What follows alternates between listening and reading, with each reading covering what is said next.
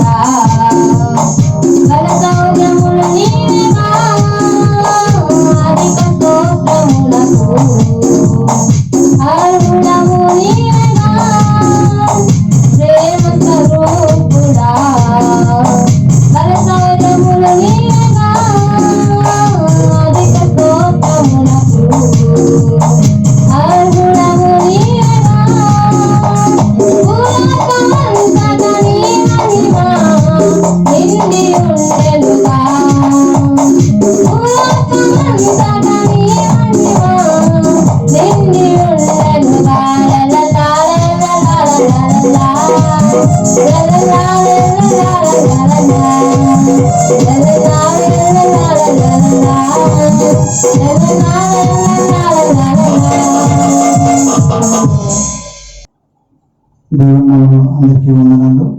పాడుతూ దేవుని మహాపరుద్దాం.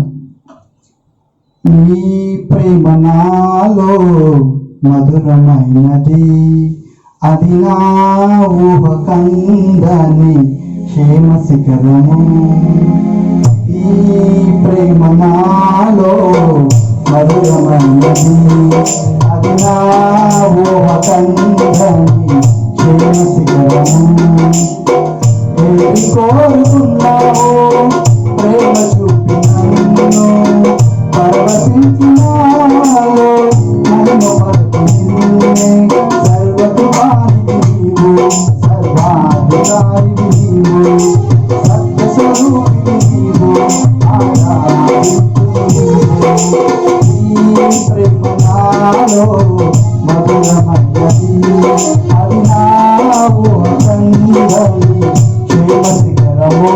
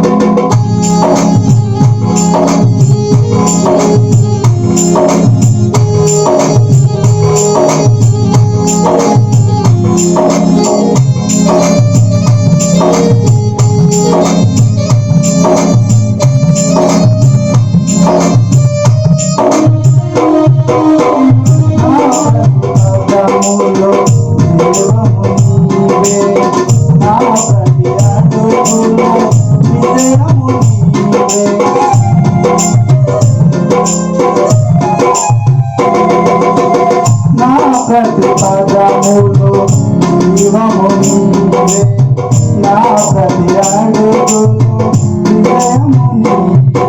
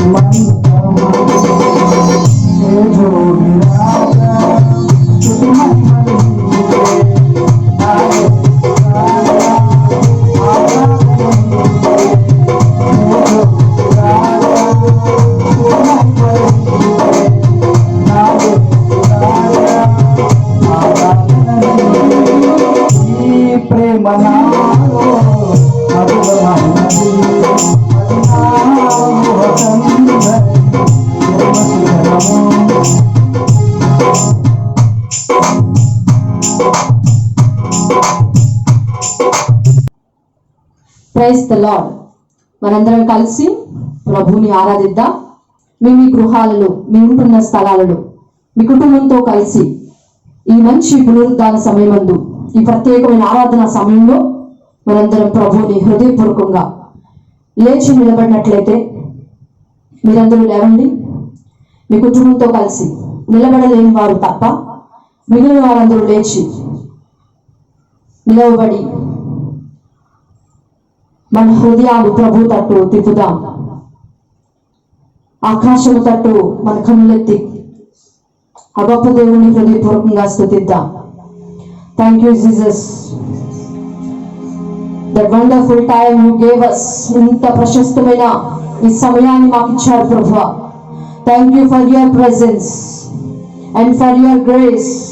నీ కృపను బట్టి స్తుతిస్తూ ఉన్నాను. నీ యొక్క సన్నిధి ప్రభు మాతో కూడా ఉంచినందుకు వందనాలు. Yes, we praise you, Lord. We praise you. యేసయ్యా నీ కృతజ్ఞతలు. ఈ మంచి సమయాన్ని బట్టి స్తుతిస్తూ ఉన్నాను. ప్రతి ఒక్కరు ప్రభుని స్తుతించండి. Just thank God. ఆయన కృతజ్ఞతలు చెల్లించండి. And invite him. ఆయన ఆహ్వానిద్దాం. Ask him. అడగండి. Lord, fill me. Again you ask, Lord, fill me with your Holy Spirit. పరిశుద్ధాత్మతో నింపు నాయన. Fill me with your grace. నీ కృపతో నింపు ప్రభు.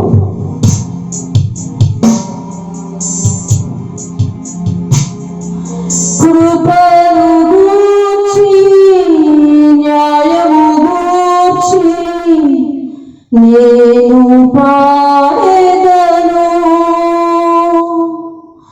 నీ సన్నిధిలో నిర్దోషముతో నేను నడిచెదను.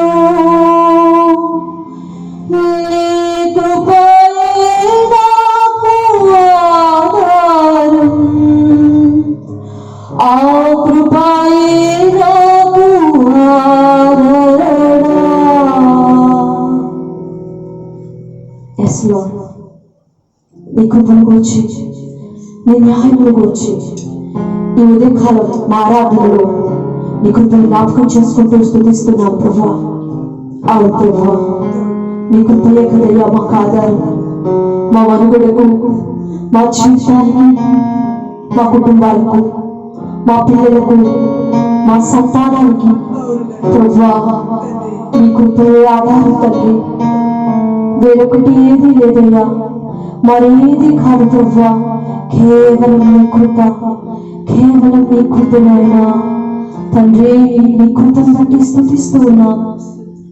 జ్ఞాపకం చేసుకుందామా నీ జీవితంలో ఆయన కృప ఎంత హెచ్చుగా ఉన్నదో.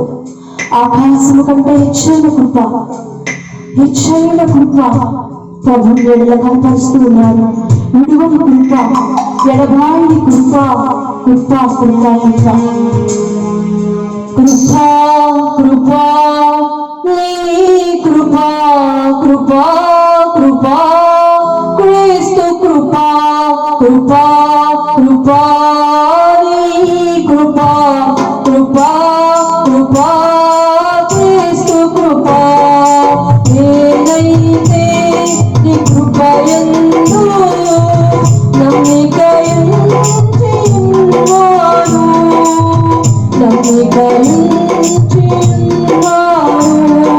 నేనైతే నీ కృపయందు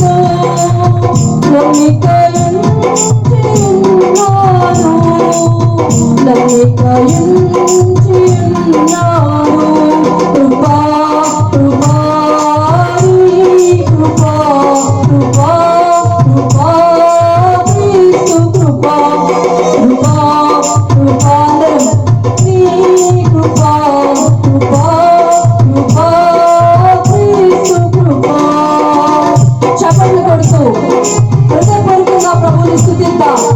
ఏక హృదయంతో కుటుంబమంతా కలిసి, సంఘమంతా కలిసి ఈ గొప్ప కృపను చాటుదాం. ఈ గొప్ప కృపను నీ జీవితంలో చూపిస్తున్న గొప్ప కృప, ఆ గొప్ప కృపను కొనియాడుదాం.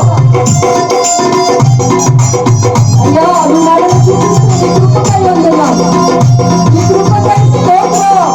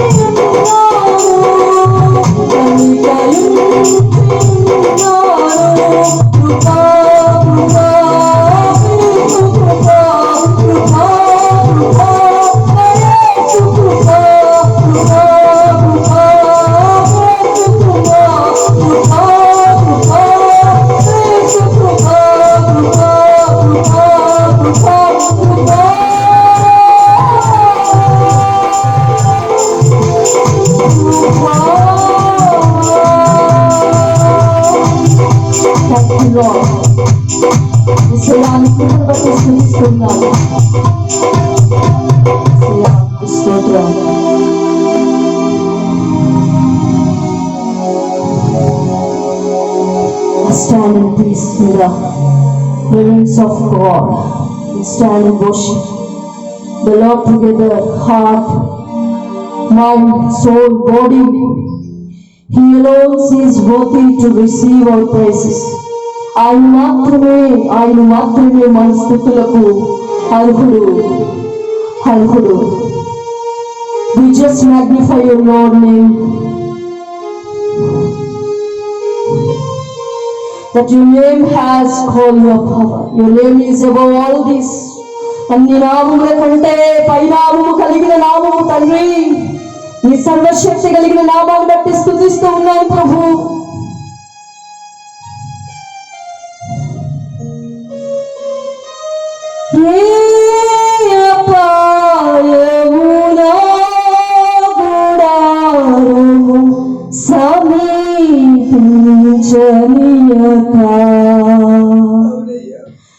నా మార్గములన్నిటిలో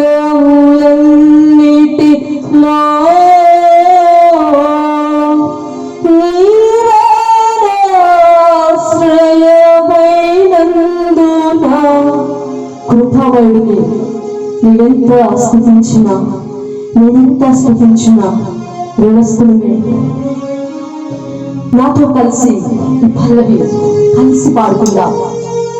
యవనులారా నాతో కలిసి పాడండి.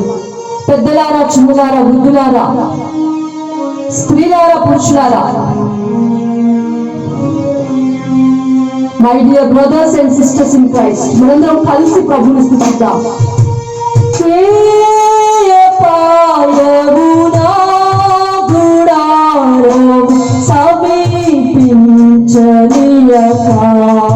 నా మార్గములన్నిటిలో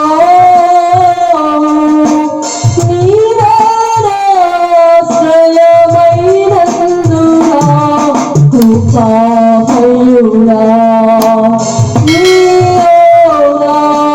కృపామయుడా, నీలోనా నివసింపచేసి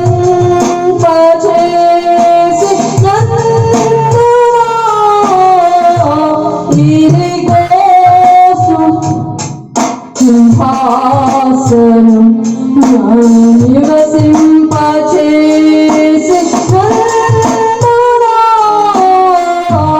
ఇదిగో స్తుతుల సింహాసనం కృపామయుడా.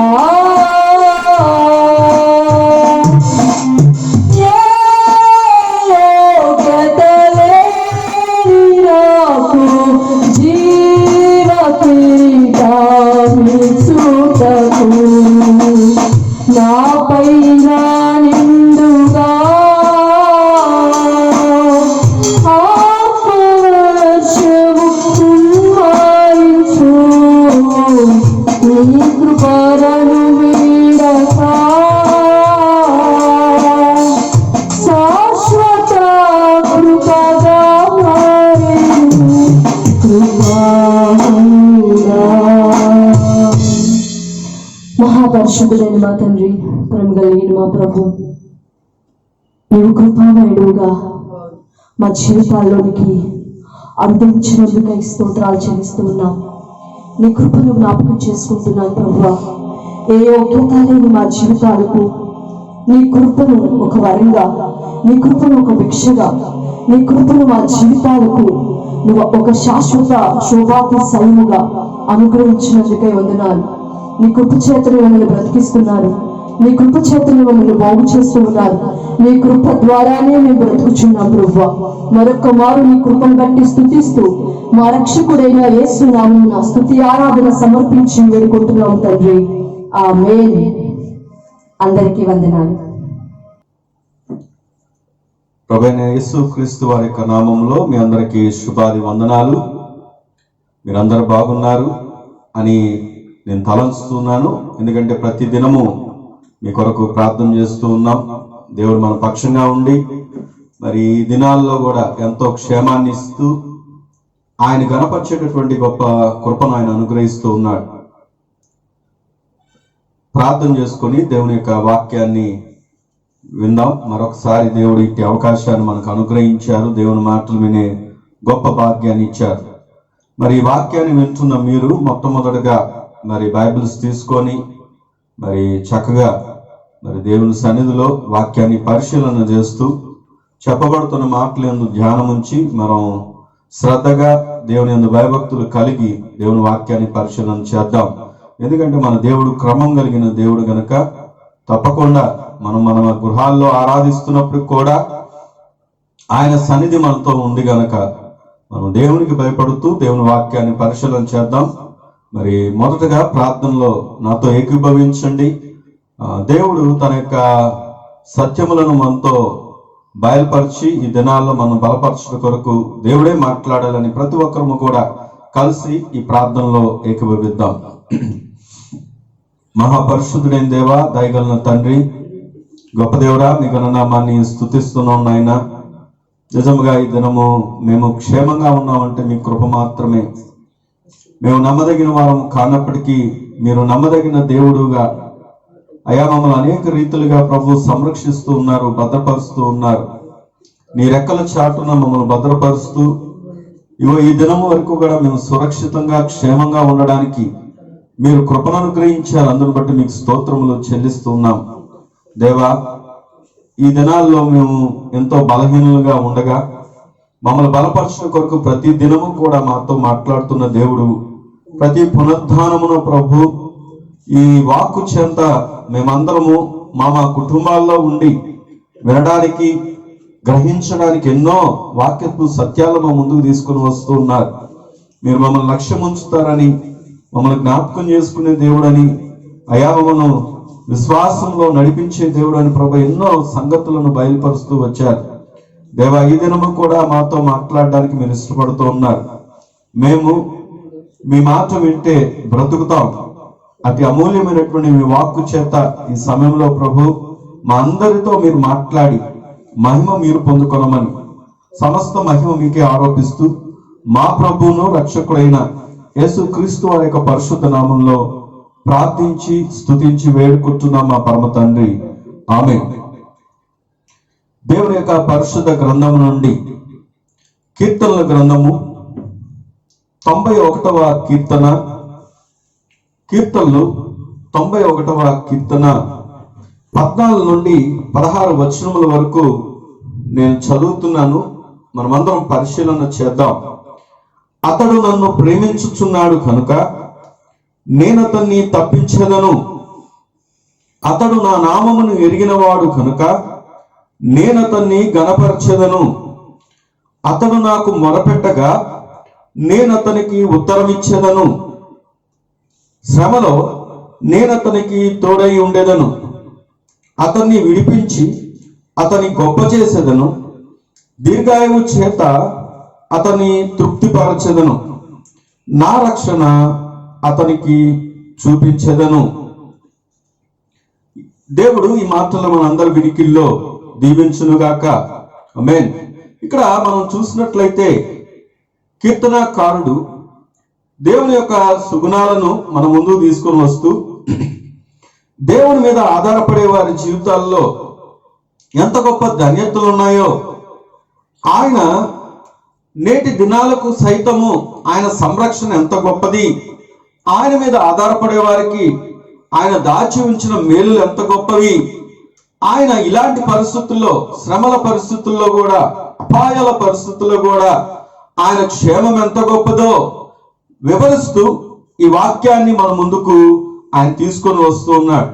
ఈ దినము ప్రియమైన సంగమా, దేవుడు మనందరినీ ప్రోత్సహించుట కొరకు, పురికొల్పుట కొరకు, బలపరచుట కొరకు ఈ మాటలు మనతో మాట్లాడుతూ ఉన్నాడు.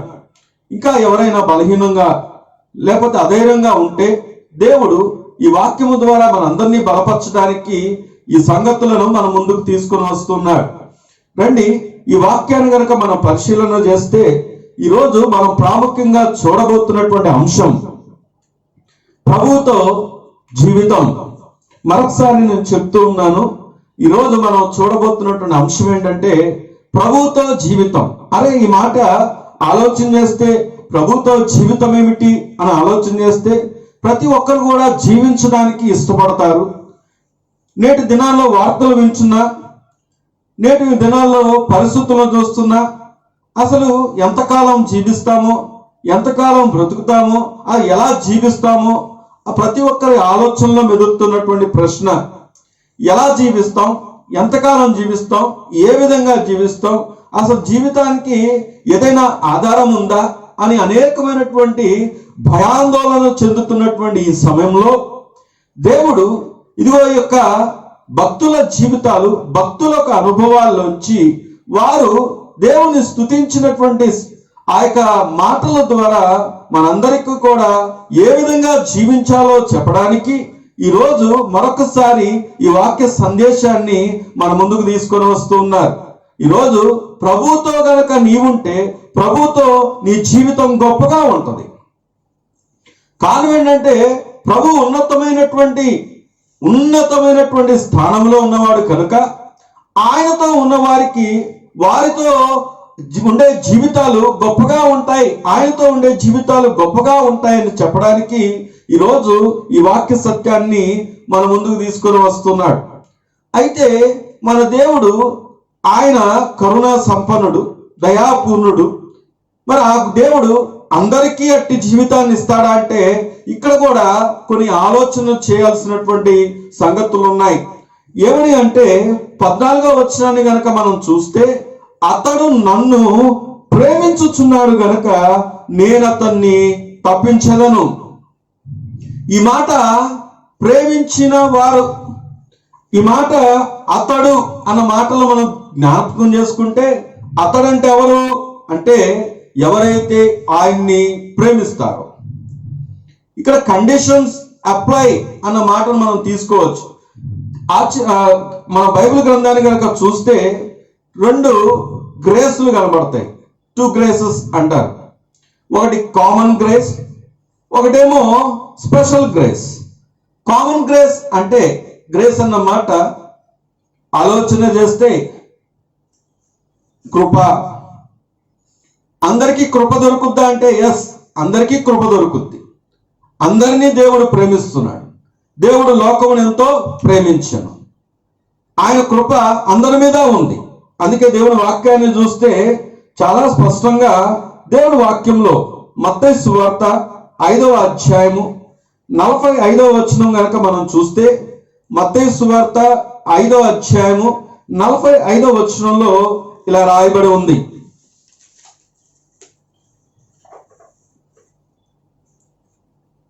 ఆయన చెడ్డవారి మీదను మంచివారి మీదను తన సూర్యుని ఉదయింపచేసి నీతిమంతుల మీదను అనీతిమంతుల మీదను వర్షము కురిపించుచున్నాడు. ఆయన మంచివారి మీదను చెడ్డవారి మీదను తన సూర్యుని ఉదయింపజేస్తూ ఉన్నాడు. అంటే అర్థం ఏమిటంటే ఆయనకి భేదము లేదు, ఆయనకి పక్షపాతం లేదు. ఆయన సకల మానవాళ్ళని కూడా ఒకే రీతిగా చూస్తూ ఉన్నాడు, ఒకే రీతిగా ఆయన ప్రేమిస్తూ ఉన్నాడు, ఒకే రీతిగా ఆయన ఇష్టపడుతూ ఉన్నాడు. ప్రేమించే విషయంలో, కృప చూపించే విషయంలో, ఆదరించే విషయంలో, దయ చూపించే విషయంలో ఆయన ఎప్పుడు కూడా ఏ పక్షపాతము చూపించలేదు. అందుకే పేతురు ద్వారా ఒకసారి ఆ యొక్క కొర్నేలి కుటుంబాన్ని దగ్గరికి వెళ్ళినప్పుడు అదే మాట చెప్తూ ఉంటాడు, దేవుడు పక్షపాతి కాదు అని. అయితే మరి పక్షపాతి కాదు కదా, మరి అందరినీ ప్రేమించే దేవుడు, అందరినీ రక్షించాలి కదా అని ఆలోచన చేస్తే ఇందాక నేను చెప్పిన మాట అది కామన్ గ్రేస్, అంటే అది అందరికీ వర్తిస్తుంది. ఆయన కృప అందరినీ వెతుకుతోంది. ఆయన కృప అందరినీ వెతుకుతుందని చెప్పడానికి కారణం ఏంటంటే ప్రభువుని ఎరిగామా, ఎరగలేదా, తెలుసుకున్నావా, తెలుసుకోలేదా అని నిన్ను వెతికింది కాదు, కానీ ఆయన ప్రేమ ఆయన యొక్క వాక్కును, ఆయన యొక్క సత్యమును, ఆయన యొక్క గుణాలను నీ దాకా తీసుకొని వస్తుంది. కానీ మళ్ళీ ఇదే వాక్యం దగ్గరికి వచ్చి చూసినప్పుడు స్పెషల్ గ్రేస్ కూడా కనబడుతుంది. అనగా అందరూ రక్షించబడ్డారంటే రక్షణ పొందే విషయంలో ఎవరైతే ప్రభువు యందు నమ్మిక ఉంచారో, ఎవరైతే ఆయన యందు విశ్వసించారో, ఎవరైతే ఆయన మీద ఆధారపడుతున్నారో, అగో ఇక్కడ వాక్యాన్ని చూస్తే అతడు నన్ను ప్రేమించను గనుక నేను అతన్ని తప్పించదను. అతన్ని ప్రేమించడానికి నీ దగ్గరికి ఎన్నో వాక్యాలను, ఎన్నో సత్యాలను, ఎంతో సహవాసాన్ని, మందిరమును, సేవకులను, పరిచయను, నానా విధాలుగా దేవుని గురించినటువంటి వార్తను నీ ముందుకు తీసుకొచ్చినప్పుడు నీవు ఇంకా ఆయన్ని ప్రేమించకపోతే ఆయన చూపించే కామన్ గ్రేస్లో అయితే ఉన్నావు, కానీ లేకపోతే ఆయన చూపించే స్పెషల్ గ్రేస్ అంటే ప్రత్యేకించబడిన, ఎన్నిక చేయబడినటువంటి కృపలోకి నువ్వు రాలేవు. కానీ దేవుడు ఈరోజు ఎందుకు ఈ మాటలు మన ముందు తీసుకొస్తున్నాడంటే అతనికి దేవుడికి కావాల్సింది ఏంటంటే నువ్వు ఎన్నిక చేయబడినటువంటి కృపలో ఉండాలని. ఈ వాక్య సత్యం దగ్గర కనుక మనం ఆలోచన చేస్తే నోవాహు దినాలని మనం పరిశీలన చేసినప్పుడు నోవాహు దినంలో ప్రజలందరినీ దేవుడు రక్షించాలి కదా, ప్రజలందరూ కూడా దేవుడు మరి ఆ యొక్క ఓడలోకి పంపించాలి కదా. అంటే దేవుడు పైనుండి చూస్తూ ఉన్నప్పుడు నరుల యొక్క చెడుతనము ఎంతో అక్రమంతో ఉన్నప్పుడు, పాపంతో ఉన్నప్పుడు ఆయన దృష్టికి నోవాహు మాత్రమే కృప పొందినవాడుగా కనబడ్డాడు. ఆయన దృష్టికి నోవాహు నిందారహితుడిగా కనబడ్డాడు. ఈరోజు ప్రియమైన సంగమా, దేవుడు ఎందుకు ఈ మాటలు మనతో చెప్తున్నాడంటే దేవుడు నిన్ను ప్రేమిస్తున్నాడు, దేవుడు నిన్ను వెతుకుతూ ఉన్నాడు, ఆయన కృప నిన్ను వెతుకుతూ ఉంది. కానీ నీవు ఆ యొక్క ఎన్నిక చేయబడినటువంటి అనుభవాల్లోకి రాకపోతే నీకే నష్టం. నేను నష్టపరచడానికి దేవుడి మాట చెప్పట్లేదు. ఆ నష్టమును నువ్వు ఎరిగి, ఆ సత్యమును నువ్వు గ్రహించి, ఆ కామన్ గ్రేస్ లోంచి నువ్వు ఎక్కడికి రావాలని ఇష్టపడుతున్నాడంటే స్పెషల్ గ్రేస్ లోకి రావడానికి, అనగా ఎన్నిక చేయబడినటువంటి ఆ కృపలోకి రావడానికి దేవుడి వాక్య సత్యాలని నీ ముందుకు తీసుకొస్తూ ఉన్నాడు. ఎన్నిక చేయబడ్డామనుకో, ఎన్నిక చేయబడినటువంటి ఆ కృపలో నీవు ఉన్నావనుకో, ఏది సంభవించినా, ఏమో జరుగుతున్నా, పరిస్థితులు ఎలా ఉన్నా, ఎలాంటి భయాందోళన కలుగుతున్నా, ఏ విధమైన పరిస్థితులు నీ ముందు దాటి వెళ్తున్నా నువ్వు ఎప్పుడు కూడా భయపడవు. కారణం ఏంటంటే దేవుని వాక్యం చెప్తుంది, అతడు నన్ను ప్రేమించెను గనుక నేను అతన్ని తప్పిస్తాను. ఈ మాట ఏమి నేర్పిస్తుందంటే దేవుడు నిన్ను తప్పిస్తాడు, దేవుడు నిన్ను ఆదరిస్తాడు, దేవుడు నిన్ను గొప్ప చేస్తాడు. ఎప్పుడు అంటే నీవు ఆయన్ని ప్రేమించే అనుభవాల్లోకి రావాలి. అందుకే ఈరోజు మనం చూస్తున్నటువంటి సత్యాన్ని మనం పరిశీలన చేస్తే ప్రభువుతో జీవితం. రండి, ఈ వాక్య సత్యాన్ని అర్థం చేసుకున్న కొరకు ఈ యొక్క కీర్తనలో 91వ కీర్తనకి చాలా ప్రత్యేకతలు ఉన్నాయి. ఆ ప్రత్యేకతల్లోంచి మనం ఆలోచన చేస్తే ఈ కీర్తన ఇప్పటివరకు చదువుకున్నటువంటి మాటలు, మనం ఈరోజు చూస్తున్నటువంటి మాటల దగ్గరకు వచ్చినప్పుడు ఈ 14వ వచనం నుండి 16వ వచనం వరకు 7 వాగ్దానాలు కనబడతాయి. దేవునికి స్తోత్రం కలుగును గాక. 7 వాగ్దానాలని దేవుడు ఆయనతో జీవితం కలిగిన వారికి, ఆయన మీద ఆధారపడిన వారికి, ఆయన ఎరిగిన వారికి, ఆ స్పెషల్ గ్రేస్ లోకి వచ్చిన వారికి, ఆ ఎన్నిక చేయబడినటువంటి కృపలో నిలిచిన వారికి 7 వాగ్దానాలు దేవుడు ఇవ్వడానికి ఇష్టపడుతూ ఉన్నాడు. మొట్టమొదటిగా మనం ఆలోచన చేస్తే రండి, ఈ వాక్యాన్ని మరొకసారి చదువుకుందాం. అతడు నన్ను ప్రేమించుచున్నాడు గనుక నేను అతన్ని తప్పిస్తాను, తప్పించదను. ఈ తప్పించదను అన్న మాట ఇంగ్లీష్ లో డెలివర్ అని ఉంటుంది. డెలివర్ అని అన్న మాటకు అర్థం ఏంటి అంటే టు కీప్ సేఫ్ అని అర్థం. అంటే నిన్ను క్షేమంగా ఉంచడం. దేవుణ్ణి ప్రేమిస్తే మొట్టమొదటిగా దేవుడు నీకు ఇచ్చే మొట్టమొదటి వాగ్దానం ఏంటంటే ఆయన నిన్ను విడిపిస్తాడు. దేని నుండి విడిపిస్తాడు?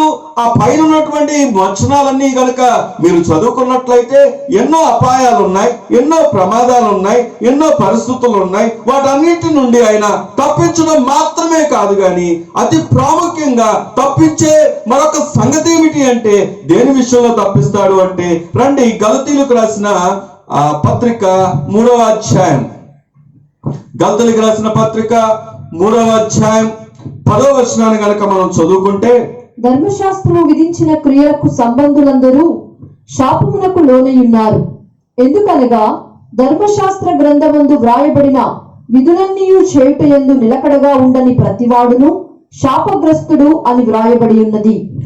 దేవుని వాక్యాన్ని మనం పరిశీలన చేస్తే ఈ గలతీయులకు రాసిన పత్రికలో 3వ అధ్యాయం 10వ వచనం ఏమని చెప్పబడుతుంది అంటే, పౌలు భక్తుడు రాస్తూ, ధర్మశాస్త్రమునకు ఎవరైతే లోబడని వాడై ఉంటాడో, ఎవరైతే ఇదిగో నిలకడగా ఉండడో, ఆ గ్రంథమందు చెప్పబడిన మాటలకు ఎవరైతే విధేయుడిగా ఉండడో, అట్టి వాడికి జరిగేది ఏమిటి అంటే వాడు శాపగ్రస్తుడు.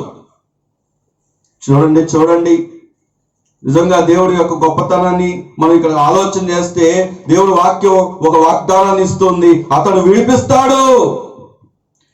విడిపించడం అంటే ఎక్కడి నుండి విడిపిస్తాడు అంటే పైన వచనాల్లో ఉన్నటువంటి ఈ భూ సంబంధమైన వాటి నుండి మాత్రమే కాదు, కానీ ఇక్కడ వాక్యాన్ని పరిశీలన చేస్తే ధర్మశాస్త్రంకు లోబడిన వాడు ఏమైతాడు అంటే శాపగ్రస్తుడు.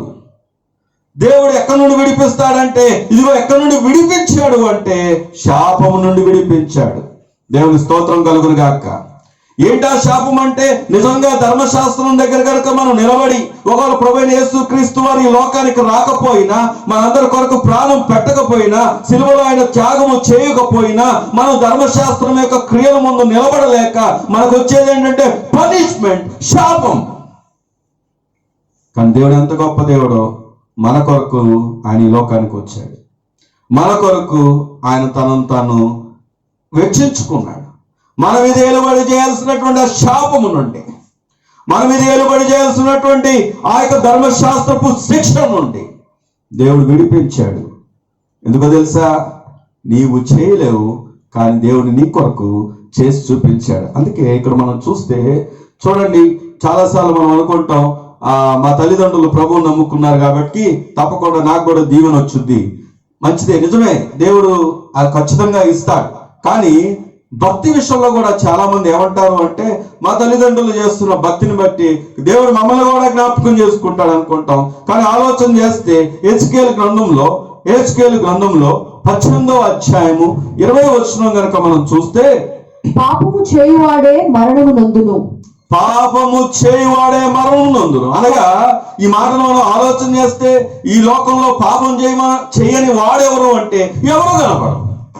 ఏ భేదము లేదు, అందరూ కూడా పాపము చేసి దేవుడు అనుగ్రహించు మహిమను పొందలేకపోతూ ఉన్నారు. పాపం వల్ల వచ్చే జీతం ఏంటంటే మరణం. ఇక్కడ దేవుని వాక్యం హెచ్కేలు గ్రంథంలో 18వ అధ్యాయం 20వ వచనాన్ని మనం చూసినప్పుడు, పాపం చేయువాడే మరణం నందును. తండ్రి యొక్క దోష శిక్షను కుమారుడు మోయటలేదని కుమారుని దోష శిక్షను తండ్రి మోయడు. నీతిపరుని నీతి ఆ నీతిపరునికే చెందును, దుష్టుని దుష్టత్వము ఆ దుష్టునికే చెందును. దేవుని వాక్యం చెప్తుంది, నీతి పరుని యొక్క నీతి ఆ నీతి పరునికే చెందును. అంటే ఇక్కడ ఆలోచన చేస్తే తల్లిదండ్రుల యొక్క మంచితనం, తల్లిదండ్రుల యొక్క భక్తి, తల్లిదండ్రుల యొక్క ప్రేమ అనురాగాలు బట్టి, దేవునితో ఉన్నటువంటి అనుబంధాలు బట్టి ఆ వచ్చే నీతి బిడ్డలకు రాదు. ఏంటండి వాగ్దానాలు అన్నారు, మరేంటి ఇక్కడ చూస్తే శిక్ష అంటే, నిజంగా ఆ మాటను మనం ఆలోచన చేస్తే కానీ ఒక ఆయన నీతి మాత్రం మన మీదకి వచ్చింది. దేవునికి స్తోత్రం కలుగును గాక. నీ నీతిని బట్టి, నీ భక్తిని బట్టి, నీ పితరుల భక్తిని బట్టి, లేకపోతే ఎవరి భక్తినో బట్టి నువ్వు ఆ నీతిమంతుడిగా ఎంచబడలేదు. కానీ ప్రభువైన యేసు క్రీస్తు వారు నీతి నీకు ఆపాదించబడినప్పుడు, ఆయన అంగీకరించినప్పుడు, ఆ యొక్క ఎన్నికలోకి, ఆ స్పెషల్ గ్రేస్ లోకి నువ్వు వచ్చినప్పుడు, దేవుడు నీ మీద ఉన్న ప్రతి శిక్షను తీసివేశాడు, విడిపించాడు. అందుకే అక్కడ మనం చూస్తే అతడు నన్ను ప్రేమించుచున్నాడు గనక నేను అతన్ని తప్పిస్తాను. ఈరోజు ఈ మాటలు మనం చెప్తున్నప్పుడు లోకమునకు అర్థం కావట్లే. లోకమునకి ఎలా అంటే ఆయన నమ్ముకున్నవారు కూడా కేవలం ప్రభువుని ఎంతవరకు చూస్తున్నారు అంటే కావాల్సినంత వరకు, వారు కోరుకున్నంత వరకే కానీ వారి యొక్క వ్యక్తిగత జీవితాల్లోకి తీసుకోవట్లేదు, రక్షణలోకి రావట్లేదు. రక్షించబడిన వారు ఆ రక్షణకు తగినటువంటి ఆ అనుబంధాన్ని కలిగి ఉండట్లేదు. ఎందుకు అంటే సామెతల గ్రంథం ఒక మాట చెప్తుంది. చూడండి, సామెతల గ్రంథం 14వ అధ్యాయం 12వ వచనాన్ని కనుక మనం పరిశీలన చేస్తే, ఒకని ఎదుట సరి అయినదిగా కనబడు మార్గము కలదు, అయితే తుదకు అది మరణమునకు త్రోవ తీయును.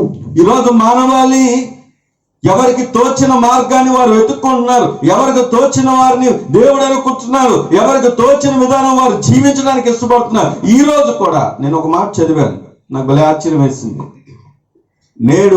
నేటి లోక పరిస్థితులను చూస్తే నాటి ఫరోతో పోలుస్తూ ఉన్నారు. ఫరో అంట ఆ ప్లేగ్స్ కి అనగా తెగుళ్లకు భయపడ్డాడంట, కానీ ఆ తెగుళ్ళు పంపిస్తున్నటువంటి దేవుడికి భయపడలేదంట. నేటి లోకమే కానీ, లోక మనుషులే కానీ, నేటి పరిస్థితులే కానీ అందరూ భయం చెందుతున్నారు. కానీ దేనికి భయపడుతున్నారంటే కరోనా వ్యాధికో, వైరస్కో, లేదా భవిష్యత్తుకో, పరిస్థితులకో భయపడుతున్నారు. కానీ అరే, దీనికి సృష్టికర్త అయినటువంటి దేవుడు, సార్వభౌముడైనటువంటి దేవుడు, నన్ను వెతుకి ఈ లోకానికి వచ్చి ప్రాణం పెట్టినటువంటి దేవుడు ఉన్నాడు అని భయపడుతున్నామా? ప్రియ సహోదర సహోదరి, ప్రియమైన సంగమా, దేవుడు ఎందుకు ఈ మాట చెప్తున్నాడు అంటే మన ముందు ఎన్నో మార్గాలు సరైనదిగా కనబడుతున్నాయి, కానీ అవేవి సరైనవి కావు. దేవుడు వాక్యం చెప్తుంది, నా తలంపులు మీ తలంపులు వంటివి కావు. ఈరోజు నిజముగా ప్రభు మన కొరకు వచ్చాడు కనుకే ఆ యొక్క శాపము నుండి విడిపించాడు ఆయన. నువ్వు ఆ యొక్క స్పెషల్ గ్రేస్ అనగా ఆ యొక్క ఏర్పరచబడినటువంటి జనాంగముగా, ఎన్నిక చేయబడినటువంటి ఆ జనాంగముగా నువ్వు గనక ఆయన్ని ప్రేమిస్తే నిన్ను విడిపించడానికి ఆయన ఇష్టపడుతూ ఉన్నాడు. ఆయన వాగ్దానం ఇస్తున్నాడు, నిన్ను విడిపిస్తాడు. నువ్వు నమ్మితే నిన్ను విడిపించడానికి ఆయన ఇష్టపడుతూ ఉన్నాడు. రెండవదిగా చూస్తే ఆయన విడిపించడం మాత్రమే కాదు, ఇంకా రెండవ వాగ్దానాన్ని కూడా మనం చూస్తే అక్కడే రాయబడింది. చూడండి, 91వ కీర్తన 14వ వచనం రెండవ భాగాన్ని మనం చదువుకుంటే, అతడు నా నామమును ఎరిగిన వాడు గనుక, అతడు నా నామమును ఎరిగిన వాడు గనుక నేనతన్ని గణపరచెదను, నేనతన్ని ఘనపరచెదను. దేవుడు నామమును ఎరిగిన వాడు గనుక దేవుడంట ఘనపరుస్తాడంట. రెండవ వాగ్దానం ఘనపరుస్తాడు. మొదటి వాగ్దానాన్ని చూస్తే విడిపిస్తాడు, రెండవ వాగ్దానాన్ని చూస్తే ఘనపరుస్తాడు. ఈరోజు ఘనత ఎక్కడుంది? మనం ఆలోచన చేస్తే ఘనత ఎక్కడుంది? ఉద్యోగంలోనా? ఘనత ఎక్కడుంది? ధనములోనా? ఘనత ఎక్కడుంది? పేరు ప్రఖ్యాతుల్లోనా? ఘనత ఎక్కడుంది? ఆస్తుల్లోనా? ఘనత ఎక్కడుంది? టాలెంట్స్ లోనా? ఘనత ఎక్కడుంది? టెక్నాలజీలోనా అని ఆలోచన చేస్తే కరోనా సమాధానం చెప్పింది, వీటిలో దేనిలో కూడా ఘనత లేదు. ఈరోజు ప్రియమైన సంగమా, దేవుడు ఎందుకు ఈ మాట చెప్తున్నాడంటే నీవనుకునేది ఆ ఘనత ఈరోజు ఆ ఘనత లేదు. బ్రతుకుతే చాలా అనుకుంటున్నారు, తినడానికి తిండి దొరికితే చాలా అనుకుంటున్నారు, ఏ విధంగా భవిష్యత్తును నిలబెట్టుకోవడానికి ఏదైనా దొరికితే చాలా అనుకుంటున్నారు. కానీ దేవుడు అంటున్నాడు, అతడు నా నామమును ఎరిగిన వాడు గనక నేను అతన్ని ఘనపరుస్తాను.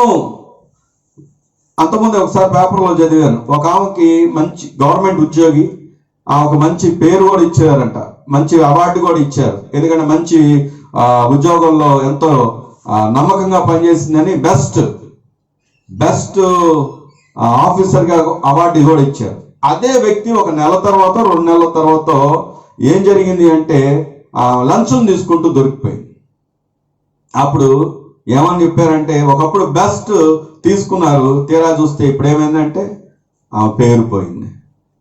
ఎందుకు మాట చెప్తున్నానంటే ఈరోజు ఘనత పేరు ప్రఖ్యాతుల్లో లేవు, ఉద్యోగాల్లో లేవు. దేవుడు అది చేయొద్దని చెప్పలేదు, కానీ ఘనత ఎక్కడ దొరుకుతుందో వెతుక్కోవాలి. ఇవన్నీ అశాశ్వతమైన ఘనతలే, ఇవి టెంపరీ బేసిసే. కానీ నిజమైన ఘనత ఎక్కడుంది అంటే దేవుణ్ణి నమ్ముకోవడం ద్వారా, దేవుని మీద ఆధారపడడం ద్వారా, దేవుణ్ణి ప్రేమించడం ద్వారా, ఆ ఎన్నిక చేయబడినటువంటి ఆ అనుభవాల్లోకి, ఆ ఏర్పరచబడినటువంటి జనములోకి నువ్వు రావడం ద్వారా దేవుడిచ్చే గొప్ప ఆధిక్యత ఏంటంటే ఆ ఘనతనిచ్చే భాగ్యం దేవుడే పూనుకుంటున్నాడు అంటున్నాడు. కనుక నేను అతన్ని ఘనపరచదను. దేవుడిచ్చే ఘనత ఎంత గొప్పగా ఉంటుందో 2-3 వచనాలు మనం చూస్తే, ఎఫెసీలకు రాసినటువంటి మొదటి అధ్యాయం, ఎఫెసీ 1వ అధ్యాయము 3వ వచనం చదువుకుందాం. చూడండి. మన ప్రభువైన యేసుక్రీస్తు యొక్క తండ్రియగు దేవుడు స్తుతింపబడును గాక. ఆయన క్రీస్తునందు పరలోక విషయములలో ఆత్మ సంబంధమైన ప్రతి ఆశీర్వాదమును మనకు అనుగ్రహించెను. దేవుని వాక్యాన్ని పరిశీలన చేస్తే ఈ భూమి మీదే గాని, ఈ సృష్టిలో గాని, లేకపోతే రేపు భవిష్యత్తు గురించి ఆలోచన చేసిన ప్రతి ఆశీర్వాదం ఎక్కడుందో తెలుసా? యేసు క్రీస్తులో. నిజమైన ఘనత, నిజంగా మనం స్వపరీక్ష చేసుకుంటే ఎక్కడుంది మనకు ఘనత, ఈ రోజు ఎక్కడ నుండి వచ్చింది మన గుర్తింపు అని ఆలోచన చేస్తే, ప్రభు అయిన యేసు క్రీస్తు వారు మన జీవితంలో లేకపోతే మనను పట్టించుకున్నవారు. ప్రభు అయిన యేసు క్రీస్తు అనే నామము మన జీవితంలో లేకపోతే మనం ఎక్కడి నుండి వచ్చాం? మన గురువునికే అక్కడ. దేవుని వాక్యం చెప్తుంది, ప్రతి ఆశీర్వాదం ఆత్మ సంబంధమైన పరలోక విషయంలో ఆత్మ సంబంధమైన ప్రతి ఆశీర్వాదం దేవుడు మనకు అనుగ్రహించాడు. ఎక్కడి నుండి అంటే ప్రభువైన యేసు క్రీస్తు ద్వారా. ఈరోజు ప్రియమైన సంగమా, ప్రభు నీ జీవితంలో అంటే చాలా స్పష్టంగా చెప్పబడుతున్న మాట, అతడు నా నామమును ఎరిగినవాడు కనుక. అరే పరిస్థితులు బాగలేదా? నాకు రక్షణ ఉంది. పరిస్థితులు బాగోలేదా? నేను ఆయన్ని ఎరిగి ఉన్నాను. దేవుడు నాతో ఉన్నాడు, నా పక్షంగా ఉన్నాడు. ప్రతి ఆశీర్వాదం ఆయన దగ్గర ఉంది. ఆయన ఆత్మ సంబంధమైన ప్రతి ఈవులు, ఇగో ఈ భూ సంబంధమైనవి కాదు కానీ పరలోక సంబంధమైన విషయాల్లో దేవుడు నన్ను దీవిస్తున్నాడన్న ధైర్యంగా నీవు ఉంటే ఏ పరిస్థితులైనా నువ్వు దేవుని స్తుతించగలవు. భక్తుడు అందుకే అంటున్నాడు, దేవుని గురించి స్తుతిస్తూ ఉన్నాడు, తన యొక్క అనుభవాలు పంచుకుంటూ ఉన్నాడు. ఏమని అంటే ఘనత నాకు ఎక్కడి నుండి వచ్చిందంటే ఆయన ద్వారానే. అందుకే రండి దేవుని వాక్యాన్ని చూస్తే, అదే ఎఫెసీలకు రాసిన పత్రికలో 1వ అధ్యాయం 20వ వచనం కనుక చూస్తే, ఆయన ఆ బలాతిశయము చేత క్రీస్తును మృతులలో నుండి లేపి సమస్తమైన ఆధిపత్యము కంటెను, అధికారము కంటెను, శక్తి కంటెను, ప్రభుత్వము కంటెను ఈ యుగమునందు మాత్రమే గాక రాబోవు యుగమునందును పేరు పొందిన ప్రతి నామము కంటెను ఎంతో హెచ్చుగా పరలోకమునందు ఆయనను తన కుడి పార్శ్వమున కూర్చుండబెట్టుకుని ఉన్నాడు. ఘనత ఎక్కడ కూర్చోబెడుతుందంటే ఆయన కుడి పార్శ్వం. ఘనత ఎక్కడ తీసుకువెళ్తుంది అంటే చాలా స్పష్టంగా మృతుల్లోంచి లేపి. ఈరోజు మరణానికి అందరూ భయపడుతున్నారు, కానీ దేవుడు ఇచ్చిన వాగ్దానం ఏంటో తెలుసా? ప్రభువు నీ జీవితంలో ఉంటే, ప్రభువు నీతో ఉంటే, ప్రభువుతో నువ్వు జీవిస్తూ ఉంటే మృతుల్లో నుండి లేపి సమస్తమైన ఆధిపత్యము కంటేను, అధికారము కంటేను, శక్తి కంటేను, ప్రభుత్వం కంటేను ఈ యుగమునందు మాత్రమే. మనం ఎంతసేపు కూడా ఇప్పుడు పరిస్థితులు ఆలోచిస్తున్నాం, కానీ దేవుడు ఏమన్నాడు తెలుసా? ఆయన ఇచ్చే ఆశీర్వాదం, ఆయన ఇచ్చే ఘనత అది అంతులేనిది. ఈ యుగమునందే కాదు, చాలా స్పష్టంగా ఉంది, రాబో యుగమునందు కూడా అన్ని నామముల కంటే గొప్ప నామము మన ప్రభు కలిగి ఉన్నాడు. ఆయనతో పాటు మనని కూడా కూర్చుండబెడతాడు. దేవుణ్ణి వాగ్దానం, దేవుడు మనకిస్తున్న వాగ్దానం, దేవుని నమ్మిన వారికి, దేవుని ఎరిగిన వారికి దేవుడిస్తున్న గొప్ప వాగ్దానం ఏంటంటే ఆయన మనని గణపరుస్తాడు. ఈరోజు మనం బహు ధైర్యంగా చెప్పగలం ఈ మాట. మనం గణపరచాల్సింది మనుషులు కాదు, మనం గణపరచాల్సింది, చాలా మంది మనుషులు గణపరచడం కొరకు వాళ్ళ దగ్గర లౌకికమైనటువంటి మాటలు మాట్లాడుతూ ఉంటారు. కానీ ప్రియ సంగమా, ఎందుకు ఈ మాట దేవుడు మనతో మాట్లాడుతున్నాడంటే మనం లౌకికత్వం చూపించాల్సింది మనుషుల దగ్గర కాదు, దేవుని దగ్గర. దేవుడు ఆయన ఇచ్చిన ఆ ఎన్నికలు, ఆ ఏర్పాట్లోకి నీవు ఈ దినాల్లో కూడా రావాలని మాటని ముందుకు తీసుకొస్తున్నాడు. ఆయన నమ్ముకుంటే ఆయన ఇచ్చే వాగ్దానాలు ఏమిటి అంటే అతడు తప్పిస్తాడు, రెండవదిగా ఘనపరుస్తాడు. మూడవ మాట చూద్దాం. చూడండి, అక్కడే రాయబడి ఉన్న మాట 15వ వచనం చదువుకుంటే, అతడు నాకు మొరపెట్టగా, కీర్తనలు 91:15, అతడు నాకు మొరపెట్టగా నేను అతనికి ఉత్తరమిచ్చేదను, శ్రమలో నేను అతనికి తోడై ఉండేదను, అతన్ని విడిపించి అతన్ని గొప్ప చేసేదను. దేవుడి వాక్యములోంచి మనతో మాట్లాడుతూ ఉన్నాడు. అతడు నాకు మొరపెట్టగా నేను అతనికి ఉత్తరం ఇచ్చేదను, శ్రమలో నేను అతనికి తోడై ఉండేదను, శ్రమలో నేను అతనికి తోడై ఉండేదను, అతన్ని విడిపించి అతన్ని గొప్ప చేసేదను.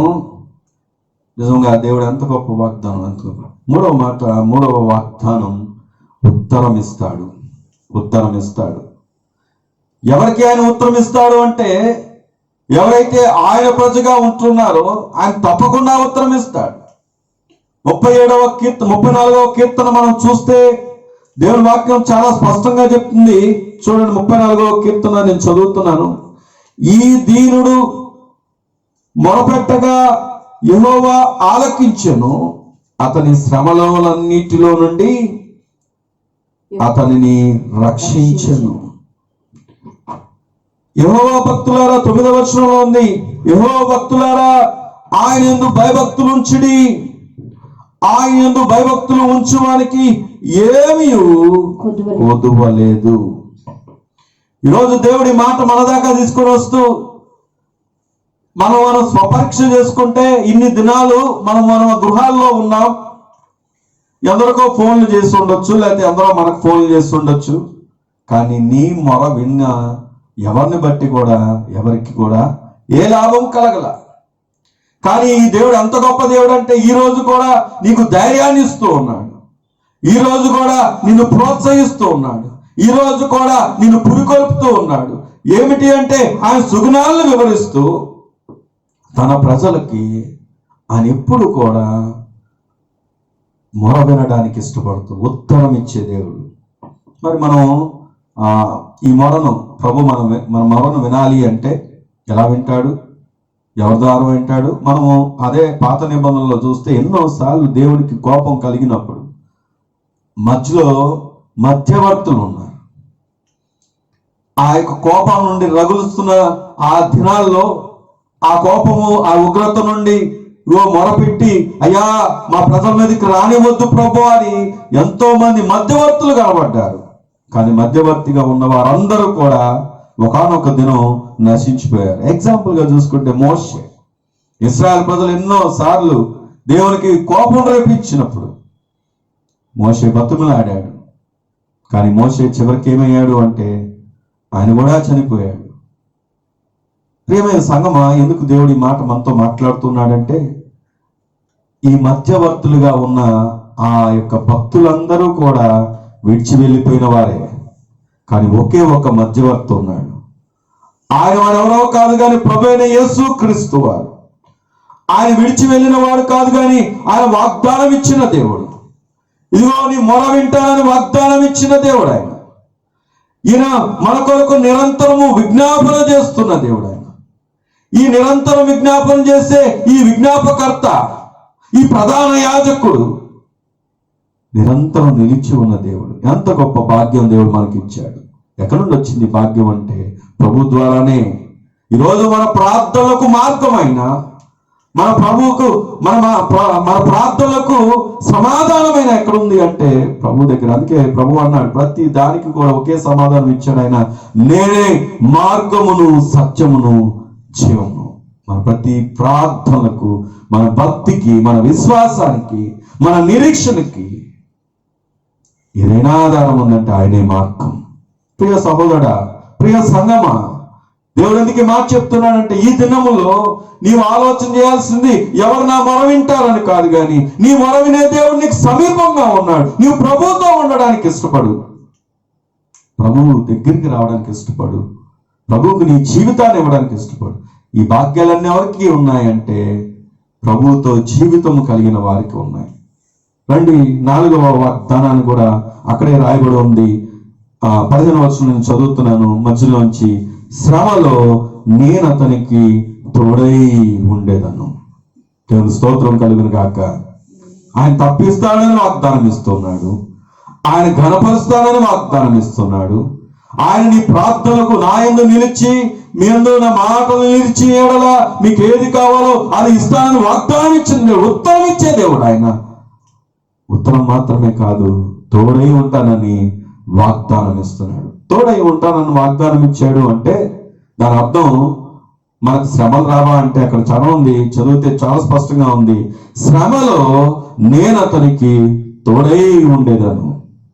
దేవుడి యొక్క గొప్పతనం ఏంటంటే శ్రమలు రావని చెప్పలా.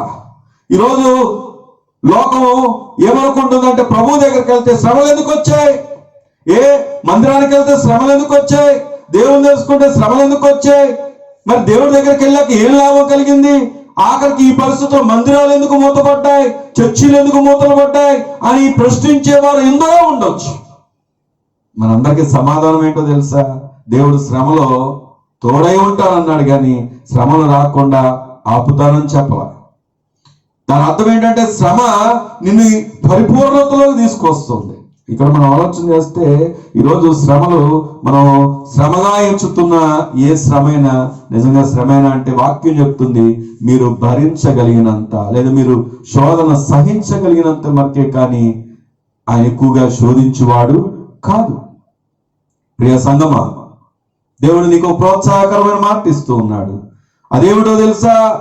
ఆయన నీకు తోడై ఉంటాడు. అందుకే దావీదు అన్నాడు 23వ కీర్తనలో ఆయన పలికిన మాట ఏంటంటే, నేను గాఢాంధకార లోయలో సంచరించినను ఏ అపాయమునకు భయపడను. కారణం ఏంటంటే నా రాజ్యము కాదు, కారణం ఏంటంటే నాకున్న ఘనత కాదు, కారణం ఏంటంటే నాకున్న బలగము కాదు, సైన్యము కాదు. నేను గాఢాంధకార లోయలో సంచరించిన ఏ అపాయానికి భయపడలేదంటే కారణం ఏంటంటే నాకు ఆయన తోడై ఉన్నాడు. ఈరోజు అదే మాట, అదే వాగ్దానం దేవుడు నీకు కూడా ఇస్తూ ఉన్నాడు. నువ్వు ఏ పరిస్థితిలో వెళ్తున్నా దేవుడు చెప్తున్న మాట ఏంటంటే తెలుసా? నీకు తోడై ఉన్నాను. తోడై ఉండే దేవుడు ఆయన. మనుషులు తోడు కొంతకాలమే, మనుషుల యొక్క వాగ్దానాలు కొంతకాలమే. ఈ లోకంలో ఎవరు ఏ బంధమైనా కొంతకాలమే, కానీ దేవునితో ఉన్న అనుబంధం, ప్రభుతో ఉన్న జీవితం, ఆయన ఏ పరిస్థితుల్లో నీ వెళ్తున్నా నీకు తోడై ఉంటాడు. ఎప్పటిదాకా తోడై ఉంటాడు ఆయన అంటే ఈ భూమి మీదైనా అంటే దేవుని వాక్యం చెప్తుంది. ఏప్రిల్కి రాసిన పత్రికలో 13వ అధ్యాయం 5వ వచనాన్ని కనుక చూస్తే, మధ్య భాగంలోంచి చూస్తే, నేను దేవుని వాక్యాన్ని చూస్తే ఏప్రిల్కి రాసిన పత్రిక 13:5లో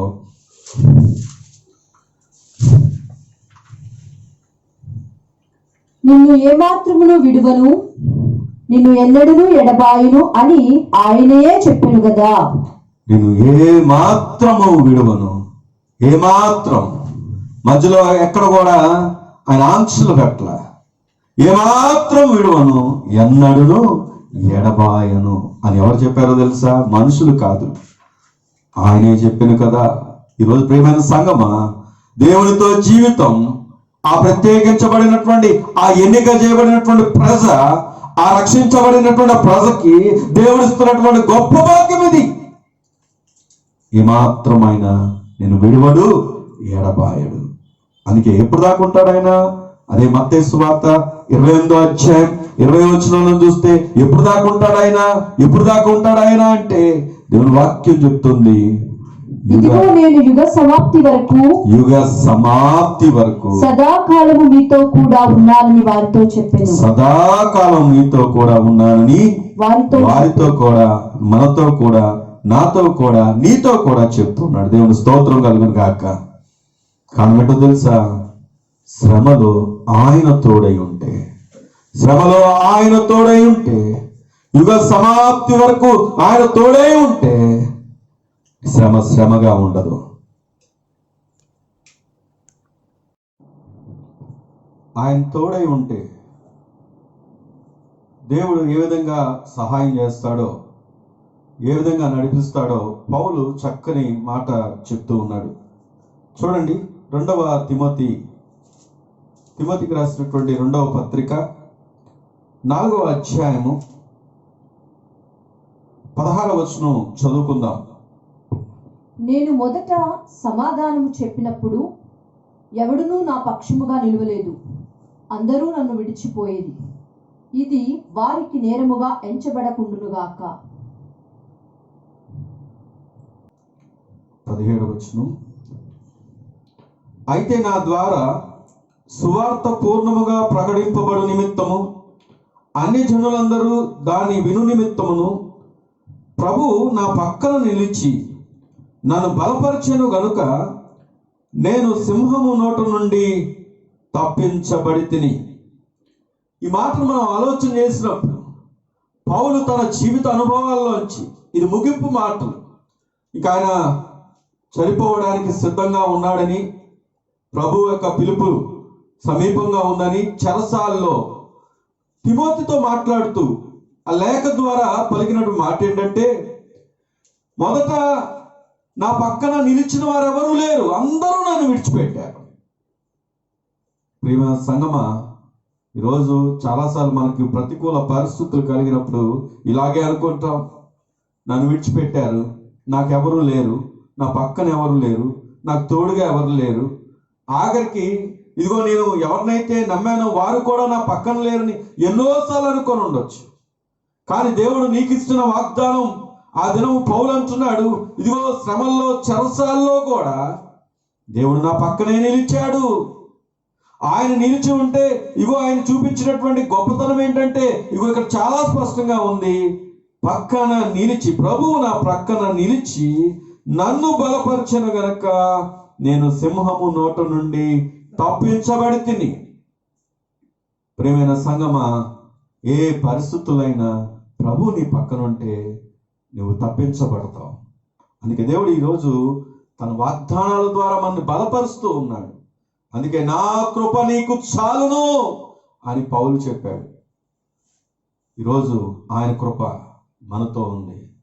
అందుకే ముందు గనకే ఆ కృప నిన్ను వెతుకుతుంది. గనకే కామన్ గ్రేస్ కాదు దేవుడికి కావాల్సింది, ప్రపంచంలో లోకంలో అందరినీ ప్రేమిస్తున్నాడు దేవుడు. కానీ కామన్ గ్రేస్తో కేవలం నామమాత్రము ఆయన కృపతో నువ్వు వెళ్ళిపోవటానికి ప్రభుకి ఇష్టం లేదు. ఎన్నిక చేయబడిన వ్యక్తిగా, ఏర్పరచబడిన వ్యక్తిగా, ఆయన జనాంగముగా, ఆయన ప్రజలుగా, ఆయన రక్షణలో నిలిచిన వ్యక్తిగా, ఇగో ఆయన రక్షణలో నిలిచిన నీతో ఆయన సదాకాలము తోడై ఉండడానికి ఇష్టపడుతున్న దేవుడు ఈరోజు నీతో, నాతో, మనందరితో మాట్లాడుతూ ఉన్నాడు. 4వదిగా మనం చూసాం, ఆయన తోడై ఉంటాడు. 5వ మాటను చూద్దాం. చూడండి, 5వ మాట, 5వ వాగ్దానాన్ని మనం చదువుకుంటున్నటువంటి కీర్తన గ్రంథంలోనే 91వ కీర్తన 15వ వచనం మనం పరిశీలన చేస్తే, అతడు నాకు మొరపెట్టగా నేను అతనికి ఉత్తరం ఇచ్చేదను, శ్రమలో నేను అతనికి తోడై ఉండేదను, అతన్ని విడిపించి అతన్ని గొప్ప చేసేదను. 5వదిగా చూసినట్లయితే ఆ దేవుడు మనకిస్తున్నటువంటి వాగ్దానం ఏంటంటే విడిపించి గొప్ప చేస్తాడు. అదేంటండి, ఇందాక కూడా విడిపిస్తానన్నాడుగా, మరి విడిపించడానికి, విడిపించి గొప్ప చేయడానికి ఏమిటి తేడా అంటే ఒక ఉదాహరణ చెప్తాను మీకు. ఎవరైనా నేరం చేసి జైలుకి వెళ్ళినప్పుడు ఆ జైలుకి వెళ్ళొచ్చి కొంతకాలం శిక్ష అనుభవిస్తారు. ఆ శిక్ష అనుభవించి, అది ఎంతకాలం అయినప్పటికి కూడా ఆ శిక్ష అనుభవించిన తర్వాత వారు విడుదల పొందిన తర్వాత, ఆ విడుదల పొందిన తర్వాత బయటకు వచ్చినప్పుడు ప్రజలందరూ కూడా, లేదా బంధువులే కానీ తన స్నేహితులే కానీ ఎలా చూస్తారంటే ఒక నేరస్తుల్లాగా చూస్తారు. శిక్ష అనుభవించాడు, పశ్చాత్తాపం పొందాడు, ఇంకెప్పుడు చేయకూడదు అనుకున్నాడు, కానీ ప్రజల దృష్టిలో ఒక నేరస్తుడిగానే ఉండిపోతుంది. ఆ మచ్చ అలాగే ఉండిపోతుంది, ఆ దుఃఖం అలాగే, ఆ నింద అలాగే ఉండిపోతుంది.